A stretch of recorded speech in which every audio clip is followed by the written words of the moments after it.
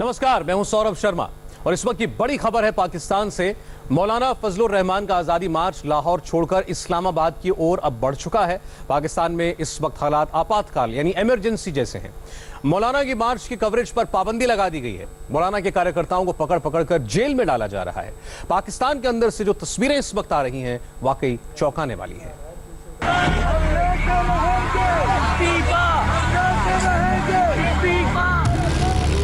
आजादी मार्च में लगते इस्तीफे की गूंज से इमरान खान की सत्ता की मीनारें डगमगा रही हैं। मौलाना फजलुर रहमान का काफिला जैसे जैसे इस्लामाबाद की ओर बढ़ रहा है, इमरान खान नियाजी सत्ता के डंडे से साजिशों का स्वांग रच रहे हैं। इसके शुरा ने मुआहदे की खिलाफ वर्जी की तो सख्त कार्रवाई होगी। जिस मौलाना को अब तक हिंदुस्तान का हमदर्द बताकर इमरान खान आवाम की नजर में गिरा देना चाहते थे, अब यू टर्न के सुल्तान ने उस पर नया मुलम्मा चढ़ा दिया है। सुनिए, मौलाना मार्च की नाकामी के लिए इमरान ने क्या नई साजिश रची है। मौलाना मार्च से डरे इमरान खान नियाजी के लिए हिंदुस्तान से तार जोड़कर इस्लामाबाद पहुंचने से पहले ही फजलुर रहमान को घेरे में लेने का यह सबसे बड़ा प्लान है, जिसके पीछे सत्ता जाने का खौफ है।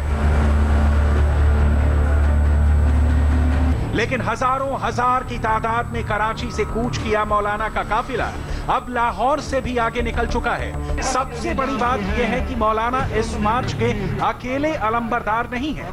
लाहौर के सर्विसेज अस्पताल में बिस्तर पर पड़े नवाज शरीफ के मुस्लिम लीग पार्टी के कार्यकर्ता, जेल में कैद आसिफ अली जरदारी की पार्टी पाकिस्तानी पीपल्स के हजारों कार्यकर्ता मुल्क की सड़कों पर गो नियाजी गो के नारे बुलंद कर रहे हैं।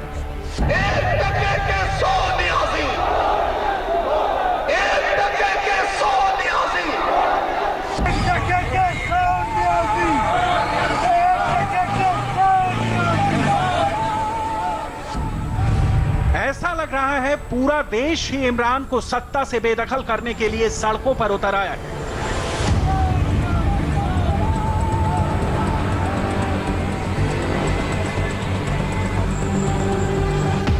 मौलाना के इसी समर्थन के साए में इमरान खान नियाजी का दिल घबरा रहा है। इस्लामाबाद की सड़कों पर जब लाखों की तादाद में, जैसा कि मौलाना का दावा है, आवाम उतरेगी, फिर क्या होगा।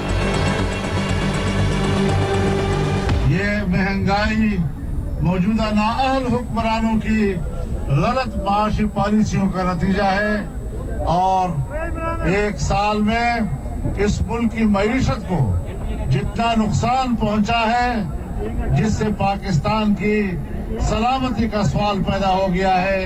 हमने ये मार्च करना है और पाकिस्तान की सलामती के लिए करना है। मौलाना के मार्च को औने पौने नापने वाली इमरान सरकार को यह सूझ नहीं रहा कि आजादी मार्च की नाकामी के लिए कौन सा जतन करे। लिहाजा मौलाना की जान पर ही दांव खेला जा रहा है। लेकिन जब पाकिस्तान का पूरा विपक्ष मौलाना के साथ खड़ा हो गया है, तब इमरान की साजिशें कहां कामयाब होने वाली हैं। से लेकर विदेश नीति तक हर मोर्चे पर इमरान खान फेल हो चुके हैं। पाकिस्तान के सेना प्रमुख कमर जावेद बाजवा लगातार सरकार के काम में दखल दे रहे हैं। वो तस्वीरें भी हम आपको दिखा चुके हैं कि कैसे मौलाना की फौज को रोकने के लिए पाकिस्तानी आर्मी उन पर गोलियां बरसा रही है।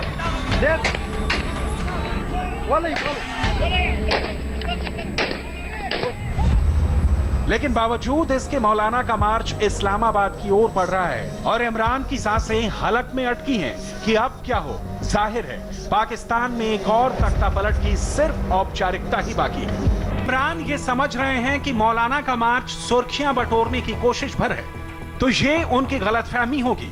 इतिहास गवाह है कि बेनजीर भुट्टो से लेकर मुशर्रफ तक की सत्ता को मौलाना हिला चुका है। अब बारी इमरान खान की है।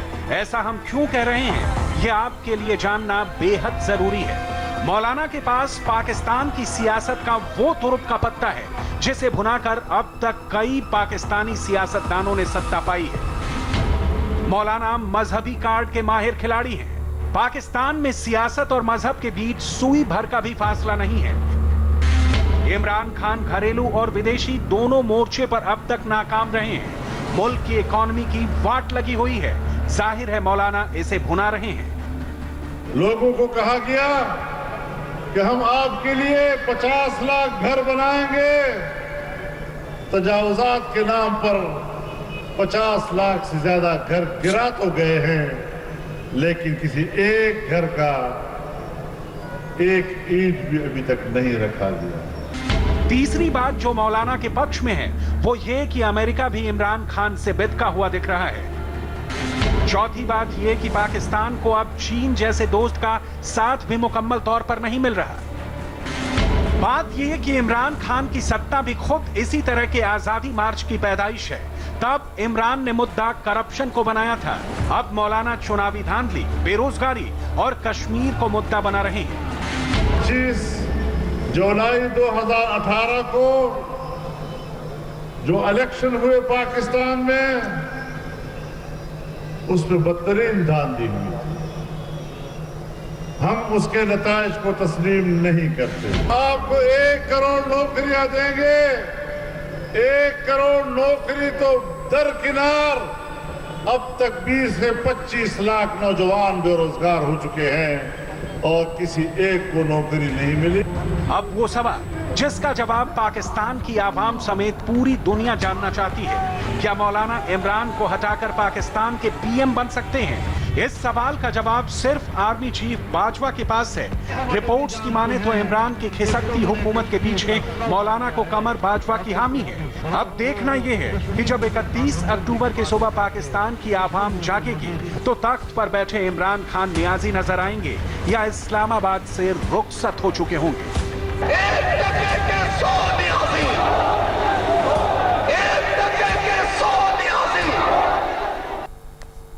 पाकिस्तान की सेना ने अब से कुछ देर पहले एक बैठक करके भारत को युद्ध की एक बार फिर धमकी दी। नियंत्रण रेखा और इंटरनेशनल बॉर्डर पर पाकिस्तान लगातार गोलाबारी कर रहा है। आज पाकिस्तानी सेना ने 3 अलग अलग जगहों पर युद्ध विराम तोड़ा और गोलीबारी की। पाकिस्तानी फौज ने आतंकवादियों को भी अब अपनी फौज की वर्दी पहना दी है ताकि आतंकवादी भारतीय सैटेलाइट की पैनी निगाह से बचे रह सकें।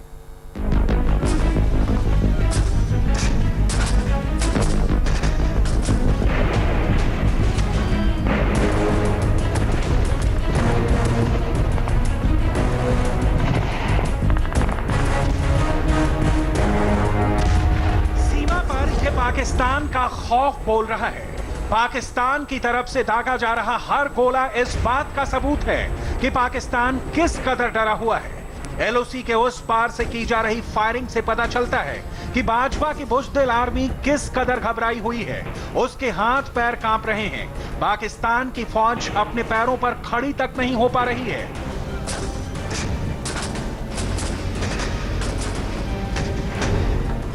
बीस अक्टूबर को हिंदुस्तान के जाबाज सिपाहियों ने नियंत्रण रेखा के उस पार आतंकवादियों के लॉन्च पैड तबाह कर दिए थे।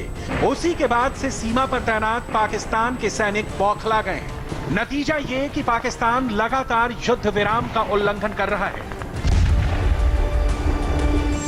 5 अगस्त के बाद से पाकिस्तान 840 बार युद्ध विराम तोड़ चुका है।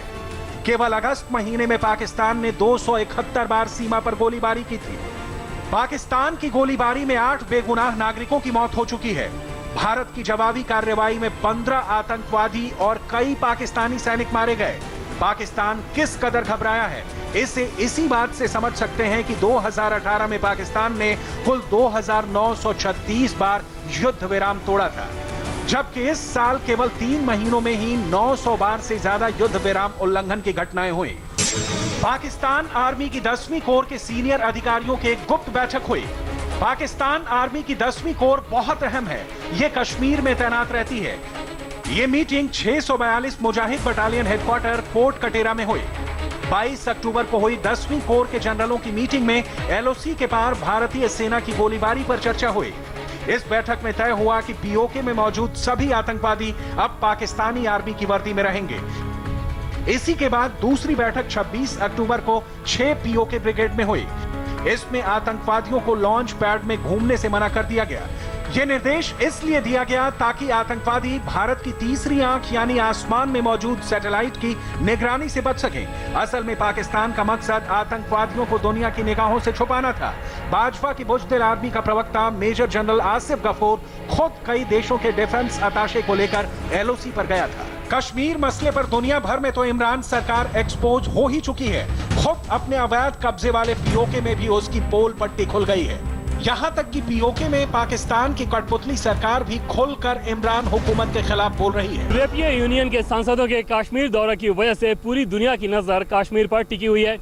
ऐसे में पाकिस्तान आर्मी अपनी असलियत को वर्दी में छिपाना चाहती है और इसीलिए आतंकवादियों को सख्त फरमान दे दिया गया है कि वे आर्मी के ड्रेस का इस्तेमाल करें। साथ ही साथ लॉन्च पैड पर घूमने फिरने को लेकर भी सख्त मनाही कर दी गई है। असल में पाकिस्तान की कोशिश है कि सर्दियां शुरू होने से पहले ज्यादा से ज्यादा संख्या में आतंकवादियों की घुसपैठ करा दी जाए, क्योंकि एक बार जब बर्फबारी शुरू हो जाती है तो फिर आतंकवादियों की घुसपैठ मुश्किल होती है। खुफिया विभाग के रिपोर्ट के अनुसार ये पता चलता है कि पाकिस्तान की कोशिश किस प्रकार से इलाके को दहशत में लाने की है। हालांकि भारत की खुफिया एजेंसियां और सुरक्षा बल ऐसी हर कोशिश को नाकाम करने के लिए सतर्क है। पाकिस्तान की घबराहट का एक नमूना कुलगाम में दिखा, जहां आतंकवादियों ने बाहर से आकर काम करने वाले 6 मजदूरों को सोते से जगाकर उनकी हत्या कर दी। पिछले 15 दिनों में कश्मीर में बाहर के लोगों पर लगातार हमले हो रहे हैं। पाकिस्तान के पाले हुए आतंकवादियों के निशाने पर कश्मीर में बाहर से काम करने आने वाले बाहरी कामगार हैं। कुलगाम में 5 मजदूरों की हत्या करने के बाद आतंकवादी ऐसे और भी वारदात को अंजाम दे सकते हैं। आतंकवादियों का मकसद है बाहर से आने वाले लोगों में इतनी दहशत पैदा करना ताकि वो कश्मीर काम के लिए ना आए, फिर चाहे वो ट्रक ड्राइवर हों, मजदूर या फिर व्यापारी। इस हैवानियत के पीछे आतंकवादियों का ये भी मकसद है कि वो पूरी दुनिया में सुर्खियां बटोर सकें, जिसमें अब तक वो नाकाम रहे हैं। पाकिस्तान की सेना की पिटाई केवल भारत नहीं कर रहा है। पश्चिमी सीमा पर अफगानिस्तान ने भी पाकिस्तानी आर्मी को अच्छा सबक सिखाया है। पाकिस्तान के चित्राल में अफगानी सेना की गोलीबारी में पाकिस्तान के 6 सैनिक घायल हो गए। पाकिस्तान अफगानिस्तान सीमा पर दोनों देशों के बीच ठीक उसी तरह गोलीबारी चल रही है जैसे भारत और पाकिस्तान के बीच। चौतरफा पिटाई से घबराए पाकिस्तान की इमरान सरकार घरेलू मोर्चे पर भी घिरी हुई है। कहा यह जा रहा है कि ये बाजवा की सिलेक्टेड सरकार के अंत का काउंटडाउन है। लेकिन पाकिस्तान की इस जंग की धमकी को सीरियसली लेने की जरूरत नहीं है, क्योंकि बिना बम बारूद के पाकिस्तान को सरेंडर करने का प्लान भारत तैयार कर चुका है। प्रधानमंत्री मोदी ने अंतर्राष्ट्रीय संबोधन के दौरान अपनी युद्ध नीति समझाई। पहली बार युद्ध पर मोदी खुलकर बोले और अपनी लाइन क्लियर की।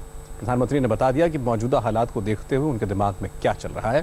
प्रधानमंत्री मोदी ने जो कहा, उनके जिस बयान की चर्चा पूरी दुनिया में हो रही है, आप भी सुनिए।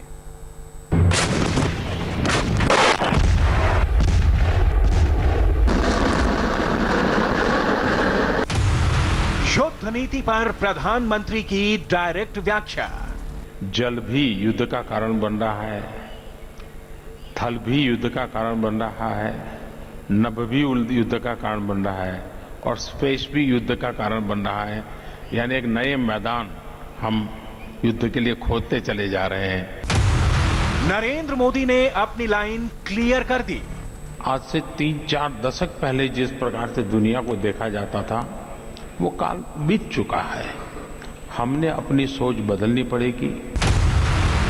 जंग हुई तो भारत क्या करेगा, मोदी से समझिए। आज विश्व बदल चुका है।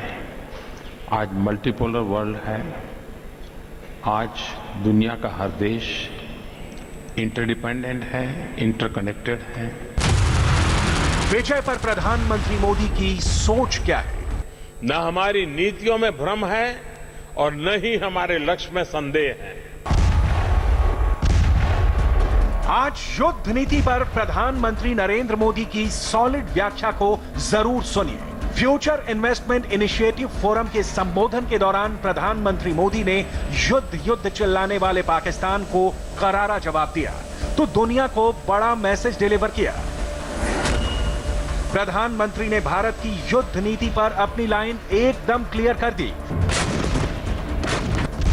दुनिया को बताया कि तोप, टैंक और एटम बम से महाशक्ति को नापने वाली परंपरागत सोच छोड़नी होगी, क्योंकि बदले हालात में महाशक्ति का मतलब बदल चुका है। इसकी संपूर्ण व्याख्या प्रधानमंत्री मोदी से सुनिए। एक जमाना था जब ताकत की पहचान विस्तारवाद से जुड़ी थी। कितने भूभाग को आप कब्जे करके बैठे हैं, कितने भूभाग को कब्जा करने की आपकी ताकत है, उस विस्तारवाद के आधार पर दुनिया में ताकत देखी जाती थी। वो युग समाप्त हो चुका है। आज विस्तारवाद नहीं, विकासवाद का महत्व बढ़ रहा है। आप विकास में कैसी नई ऊंचाइयों को प्राप्त कर रहे हैं, आप कौन से नए इनोवेशन कर रहे हैं, आप आपके लोगों की सामान्य जिंदगी में क्या बदलाव ला रहे हैं। फ्यूचर इन्वेस्टमेंट इनिशिएटिव फोरम के मंच पर प्रधानमंत्री ने एक और पर्सपेक्टिव रखा, जिसकी चर्चा आज दुनिया भर में हो रही है। प्रधानमंत्री ने बताया कि विजय प्राप्ति की सोच ने दुनिया को अस्थिर रखा, मुल्कों को आपस में लड़ाया, अशांति फैलाई, लेकिन अब मुंह में शांति और जेहन में युद्ध वाली सोच नहीं चलेगी। शांति की चर्चा शायद सबसे अधिक इसी शताब्दी में और पिछली शताब्दी में हुई है, लेकिन सबसे ज्यादा कॉन्फ्लिक्ट भी इस शताब्दी और पिछली शताब्दी में हुए हैं। और उसका कारण होलियर देन दाउ, सुपेरियरिटी का विचार, एक प्रकार से सहजीवन के अस्तित्व का अस्वीकार और सबको मिलकर के ग्रो करना चाहिए, इस सोच का अभाव का परिणाम है कि हमने अपने आप को संघर्षों में खपा दिया और हमारी विकास का रास्ता भी एक प्रकार से विजय प्राप्त करने के इरादे का रहा, दूसरे को नीचा करने का रहा। और इस सारी स्थितियों में से ये कॉन्फ्लिक्ट को जन्म हुआ है। आज आपको पता चलेगा कि प्रधानमंत्री नरेंद्र मोदी के दिमाग में एटम बम वाले पाकिस्तान के लिए क्या प्लान है। पाकिस्तान की युद्ध वाली सोच पर प्रधानमंत्री नरेंद्र मोदी ने क्या बड़ा बयान दिया, उससे पहले समझिए प्रधानमंत्री नरेंद्र मोदी ने पाकिस्तान के आका यानी चीन का नाम लिए बिना बड़ा मैसेज दिया। प्रधानमंत्री मोदी ने बताया कि शक्ति प्रदर्शन की प्रतिस्पर्धा से अंतर्राष्ट्रीय स्तर पर युद्ध के बादल हमेशा मंडराते रहते हैं, क्योंकि आतंक को बढ़ावा देने वाले मुल्कों पर अंतर्राष्ट्रीय संगठन का भय बिल्कुल नहीं है। आपने बहुत सटीक शब्दों में वर्तमान के युद्ध के रूप का वर्णन किया है। जैसे ये युद्ध के प्रकार विकसित हुए हैं, उसी प्रकार से उसके क्षेत्र भी विकसित हुए हैं। जल भी युद्ध का कारण बन रहा है, थल भी युद्ध का कारण बन रहा है, नभ भी युद्ध का कारण बन रहा है और स्पेस भी युद्ध का कारण बन रहा है। यानी एक नए मैदान हम युद्ध के लिए खोदते चले जा रहे हैं। ये मनुष्य की दुर्बलता की निशानी है। ये बात सही है कि जब यूएन का जन्म हुआ, एक ऐसी इंस्टीट्यूशन विकसित होगी जो कॉन्फ्लिक्ट रिजोल्यूशन में कैटलिक एजेंट का रोल करेगी, लेकिन दुर्भाग्य से यूएन एज ए इंस्टीट्यूशन जो डेवलप होना चाहिए वो हम लोग नहीं कर पाए। जब 70 साल हुए तब लग रहा था कि शायद यूएन में रिफॉर्म्स होंगे, बदलाव आएगा, नहीं हो पाया। अब यूएन 75 होने वाले हैं। मैं चाहूंगा कि दुनिया की सारी समझदार शक्तियां इकट्ठे होकर के 21वीं सदी में यूएन का रूप कैसा हो, नॉर्म्स क्या हो, उन नॉर्म को मानने की दुनिया की जिम्मेवारी क्या हो, उस दिशा में हम चलें। हम सिर्फ कोई एपिडेमिक हो जाए, कहीं नेचुरल कैलेमिटी हो जाए और यूएन लीड कर लें, उतने ही मात्र से अगर संतोष मानेंगे तो दुनिया को एक रखना, दुनिया को दिशा देने के लिए स्थिति नहीं बनेगी। जंग के बड़े खतरे पर प्रधानमंत्री नरेंद्र मोदी ने बड़ा बयान दिया। इंटरनेशनल मंच से नरेंद्र मोदी ने दुनिया की सबसे बड़ी पंचायत संयुक्त राष्ट्र के रिफॉर्म का मुद्दा उठाया। ये बताया कि वॉर वाली सोच पर फुल स्टॉप तभी लगेगा जब वर्ल्ड कम्युनिटी एक मंच पर बराबरी में खड़ी होगी। ये बहुत जरूरी है क्योंकि आज आतंकवाद दुनिया के लिए सबसे बड़ा खतरा है। ऐसे में अंतर्राष्ट्रीय स्तर पर एक मजबूत संयुक्त राष्ट्र का फर्क प्रधानमंत्री नरेंद्र मोदी ने समझाया। ताकतवर लोगों ने यूएन इंस्टीट्यूशन के रूप में डेवलप हो उसके बजाय यूएन एक इंस्ट्रूमेंट के रूप में काम आए, उस रास्ता पकड़ा जिसके कारण यूएन का भी एक न्यूट्रल ग्लोबल रूल बेस्ड व्यवस्था के लिए कंट्रीब्यूशन होना चाहिए, वो नहीं हो पाया। तब जाकर के मुझे लगता है आज दुनिया में संकट कहां से शुरू होता है। कुछ लोग हैं वो अपने आप को इतना बड़ा मानने लगे हैं कोई कानून मानने को तैयार नहीं है, और कुछ लोग हैं जो कानून के बोझ में दबे हुए हैं। अगर विश्व को चलाना है तो हमें कुछ न कुछ नियमों को, कानूनों का पालन करना। ये पूरा ब्रह्मांड भी इसलिए चल रहा है कि ब्रह्मांड के हर इकाई ने, सूर्य ने अपने नियमों का पालन किया है, चंद्र ने अपने नियमों का पालन किया है, पृथ्वी ने अपने नियमों का पालन किया है, और कोई नियम नहीं तोड़ता है, और उसी के कारण विश्व चल रहा है। तो दुनिया के देशों ने भी वैश्विक नियमों का पालन करना ही होगा, और हमने हर प्रकार से नियमों का उल्लंघन के प्रति विश्व को एक होकर के चलना चाहिए। तब जाकर के ऐसी शक्तियों को आइसोलेट कर सकते हैं और उनको सही रास्ते पर लाने का प्रयास कर सकते हैं। पुराने माइंडसेट को बदलने की जरूरत है। ये बात मोदी ने दुनिया को समझाई तो न्यू इंडिया के एजेंडे और विजन के बारे में कई अहम बातें भी बताई। मोदी ने कहा कि हिंदुस्तान की सोच और अप्रोच को समझना है तो भारत के डेमोक्रेटिक वैल्यूज को पढ़ना होगा, जहां एक गरीब चाय बेचने वाला भी प्रधानमंत्री बन सकता है। मेरा बैकग्राउंड कोई बहुत बड़ा राजनीतिक परिवार का भी नहीं रहा है। मैं एक बहुत ही सामान्य परिवार से आया हूं। मुझे किताबों से मैंने गरीबी नहीं पढ़ी है, मैं गरीबी में जी करके आया हूं। मैंने जिंदगी गरीबी में बिताई है।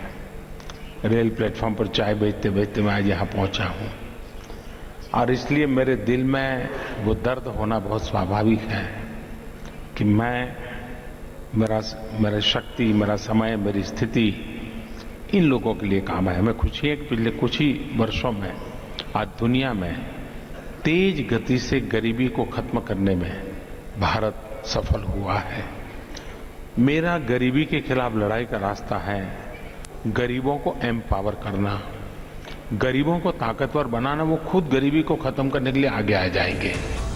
प्रधानमंत्री नरेंद्र मोदी को लेकर दुनिया भर में प्रोपेगेंडा फैलाने वाले पाकिस्तान और उसे सपोर्ट करने वाले चीन को ये बात कान खोलकर सुननी चाहिए।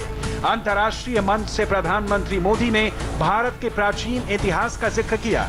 मोदी ने दुनिया को याद दिलाया कि जब भारत सोने की चिड़िया था, भारत की सैन्य शक्ति का लोहा दुनिया मानती थी।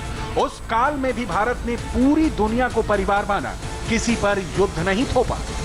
इतिहास साक्षी है कि भारत जब दुनिया की सबसे बड़ी इकोनॉमी था और सैन्य रूप से भी सबल था, तब भी हमने किसी पर दबाव नहीं डाला, किसी पर बल प्रयोग नहीं किया।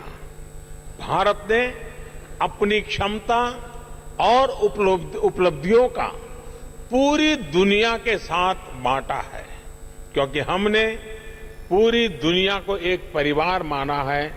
वसुधैव कुटुंबकम। नए भारत में शक्ति नई होगी, लेकिन उसके चिंतन में वही सनातन आत्मा झलकेगी। हमारा विकास विश्व में विश्वास पैदा करेगा। मोदी ने भारत के दर्शन शास्त्र और युद्ध शास्त्र का जो विश्लेषण किया, जो व्याख्या की, उसकी चर्चा आज पूरी दुनिया में हो रही है। आज प्रधानमंत्री मोदी के संबोधन को दुनिया भर में खूब एप्रिशिएट किया जा रहा है, क्योंकि नरेंद्र मोदी का युद्ध संबोधन दुनिया के विनाश के लिए नहीं, बल्कि दुनिया के पाकिस्तानी जनरल आसिफ गफूर के फितूर की।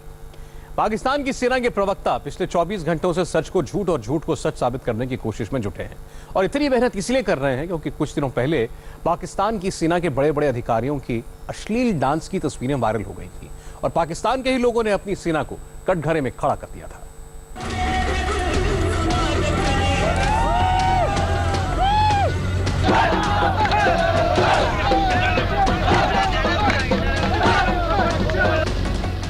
ये संगीत की धुनों पर नाचती पाकिस्तानी सेना या उसके प्रवक्ता की तस्वीरें नहीं हैं, बल्कि इन तस्वीरों के पीछे पाकिस्तान का वो झूठा चरित्र छिपा है जिसका सच वो कभी बाहर नहीं आने देना चाहता। वैधानिक चेतावनी, झूठ बोला, इसलिए सच तो सुनना पड़ेगा। सैनिकों और आम लोगों के साथ ताता थैया करते पाकिस्तानी सेना के प्रवक्ता मेजर जनरल आसिफ गफूर को आज अपने झूठे दावों पर बहुत अफसोस होने वाला है। अब एक पाकिस्तानी ने अपनी सेना के प्रवक्ता मेजर जनरल आसिफ गफूर से ट्विटर पर नीलम मुनीर के ट्वीट की तस्वीर को टैग करके सवाल पूछा, तो जनाब ने कहा, कि आइटम सॉन्ग उस अदाकारा ने किया है जिसका फिल्म में किरदार एक हिंदुस्तानी का है, और पूरी तस्वीर समझाने के लिए लोगों को ये फिल्म देखनी होगी। एक पल के लिए आपको लगा होगा कि आसिफ गफूर ने उस पाकिस्तानी एक्ट्रेस को डिफेंड किया है, लेकिन वास्तविकता यह है कि पाक सेना अपने द्वारा बनाई गई फिल्मों को प्रमोट कर रही। यकीन नहीं होता तो आसिफ गफूर का कुछ दिन पुराना ये बयान सुन लीजिए। मैं टीम ARY को उनकी 19वीं सालगिरह के मौका पर अफवाज पाकिस्तान की तरफ से मुबारकबाद पेश करता हूँ। ARY ने 19 साल के इस तवील सफ़र में पाकिस्तान की भरपूर खिदमत की है। दोनों शोबों में, ख्वाह ये न्यूज़ और इंफॉर्मेशन का शोबा था या इंटरटेनमेंट का शोबा था। इस मौके पर मैं ARY की टीम का ख़ास तौर पर शुक्रिया अदा करना चाहूँगा कि उन्होंने तकरीबन पिछले इसी अरसे के दौरान जो पाकिस्तान की अफवाज ने मुल्क की सालमियत और बेहतरी के लिए जो किरदार अदा किया है, उसको बहुत भरपूर तरीके से पेश किया है।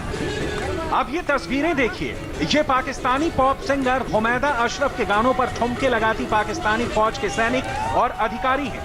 तस्वीरें 27 अक्टूबर की हैं, जब पाकिस्तान की सेना के जनरल हेडक्वार्टर्स में कश्मीर ब्लैक डे के नाम पर कश्मीरियत का मजाक उड़ाया जा रहा था। इस पॉप सिंगर ने खुद अपने ट्विटर हैंडल से इस इवेंट की तस्वीरें शेयर की और लिखा, इस्लामाबाद में पाकिस्तानी फौज के जनरल हेडक्वार्टर्स में बहुत अच्छा शो हुआ। इसके जवाब में आसिफ गफूर ने कहा कि पाकिस्तानी सेना का जनरल हेडक्वार्टर्स रावलपिंडी में है, ना कि इस्लामाबाद में, और पाकिस्तानी सेना ने ऐसे किसी कार्यक्रम का आयोजन नहीं किया था। लेकिन मीडिया रिपोर्ट्स के मुताबिक आसिफ गफूर का दावा झूठा है, क्योंकि हुमैरा अशरफ के PR मैनेजर ने स्वीकारा है कि उन्होंने 27 अक्टूबर को अपनी परफॉर्मेंस दी थी। हुमैरा एक शो में 2 से 3 घंटे के लिए आमतौर पे 8 से 9 लाख रुपए भी लेती हैं। ऐसे में ये लोग ये भी पूछ रहे हैं कि क्या पाकिस्तानी सेना ने कश्मीर के नाम पर हुए इस फूहड़ कार्यक्रम के लिए पैसे भी दिए थे। तस्वीरें वायरल होने के बाद जब पाकिस्तान के ही लोगों ने पाकिस्तानी फौज को कटघरे में खड़ा किया, तो पाकिस्तानी सेना ने झूठा प्रोपेगेंडा चलाना शुरू कर दिया। सबसे पहले दबाव डालकर पाकिस्तानी पॉप सिंगर से वो ट्वीट डिलीट करवाया गया। अगर पाकिस्तान की सेना इतनी ही दूध की धुली हुई है, तो पाकिस्तानी सेना के जनरल हेडक्वार्टर्स में पॉप सिंगर बुलाए जाने के लिए अब इंक्वायरी क्यों बैठाई गई है? रही बात रावलपिंडी में पाक फौज के जनरल हेडक्वार्टर्स की, तो रिसर्च के दौरान हमें 2017 की एक रिपोर्ट मिली, जिसमें दावा किया गया कि पाकिस्तानी सेना अपने जनरल हेडक्वार्टर्स को रावलपिंडी से इस्लामाबाद शिफ्ट करने की तैयारी में है, और इसके लिए 1000 एकड़ से भी ज्यादा जमीन उन्हें दी गई है। सच्चाई यह है कि पाकिस्तान की सेना एजेंडा तो चलाना चाहती है, लेकिन बार बार अपने ही एजेंडे का शिकार हो जाती है। सच्चाई तो यह है कि इमरान खान कंफ्यूज हैं, उनकी सेना कंफ्यूज है, पूरी सरकार कंफ्यूज है। और अब बात बगदादी पर आई एक नई खबर की। बगदादी के मारे जाने को लेकर अलग अलग रिपोर्ट सामने आई, लेकिन अब सारी कंफ्यूजन को दूर करने वाली 100% सच्ची रिपोर्ट आ गई। बगदादी पर आ गई full and final report. Baghdadi का पता उसने बताया जिसने बगदादी का गुप्त ठिकाना बनवाया। बगदादी का सुराग उसने दिया जो बगदादी के बीवी बच्चों का इलाज करवाता था। दुनिया के सबसे बड़े आतंकी के अंत का सच छपा है अमेरिका के सबसे बड़े अखबारों में से एक वॉशिंगटन पोस्ट में, और दुनिया का सच से सामना कराया है ऑपरेशन बगदादी में शामिल रहे अमेरिकी सेना के बड़े बड़े अफसरों ने। बगदादी पर फाइनल रिपोर्ट नंबर 1, ISIS के भगोड़े से मिला क्लू।